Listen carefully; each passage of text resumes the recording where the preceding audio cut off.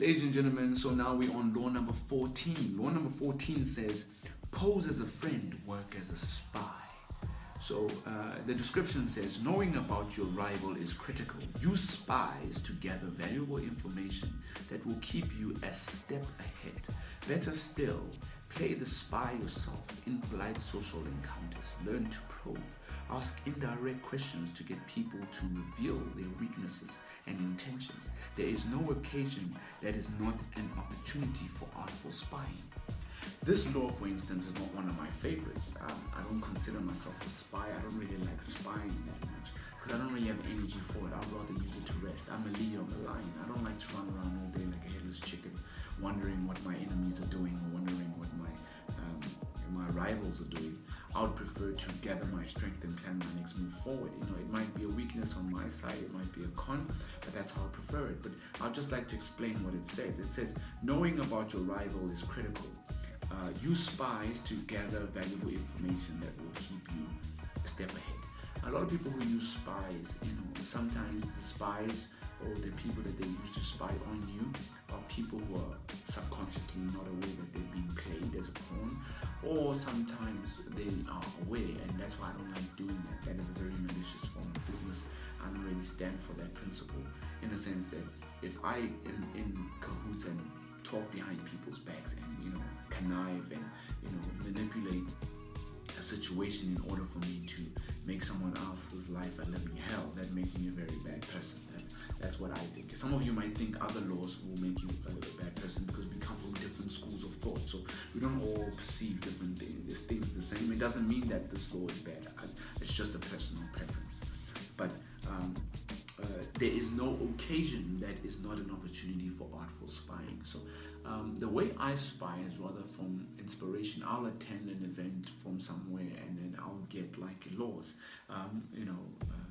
Picasso once said that great artists copy and brilliant artists, they steal. If you steal an idea, you basically grab it, make it your own, and make a better version of it. So that's what he meant by that. And Steve Jobs had the same idea. He would go out there and find inspiration from different companies, but come back home and build a better version of it. There's nothing wrong with that. You're not reinventing the wheel, but you're innovating and creating a new wheel. But there's different forms of doing it. Spying is one of them. I'm not into spying.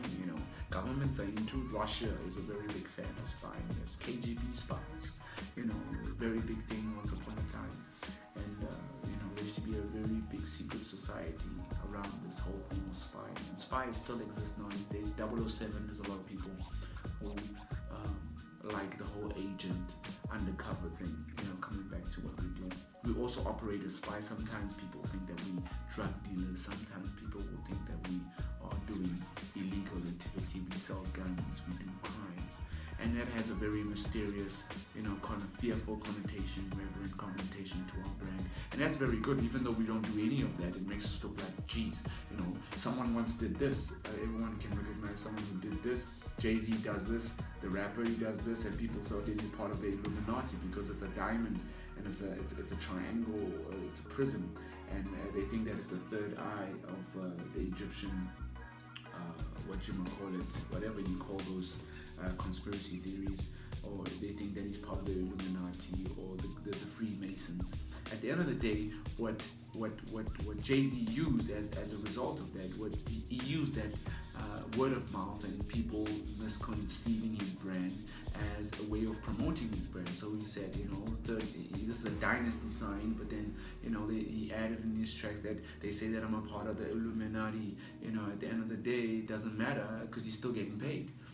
People still talk about his brand, and people like the idea of being part of cults and being part of these mysterious secret societies, whereas Jay-Z's too busy to be doing that. Jay-Z doesn't need that. How would that benefit him? He doesn't need to explain himself to anybody, but people still don't understand that. So at the end of the day, pose as a friend, work as a spy. It's a very important power move. A lot of people, hence the other laws, actually, if you come to think of it, speak against this law or contradict this law. So these laws don't really have to make sense or don't really need to like each other, but they're really important because they pose two directions.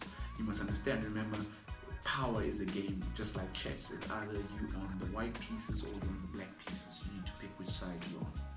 So at the end of the day, that's law number 14. Pose as a friend, work as a spy.